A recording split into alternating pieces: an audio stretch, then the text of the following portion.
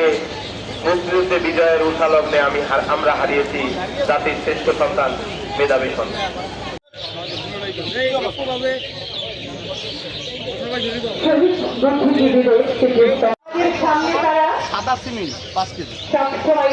নক্ষত্র হয়ে আছে।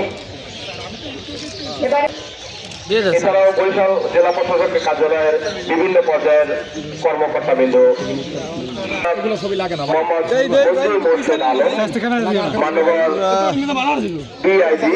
অধিনায়ক APBN বরিশাল এবং কমান্ড্যান্ট RRF বরিশাল, মেট্রোপলিটন পুলিশ বরিশাল মহোদয়, তার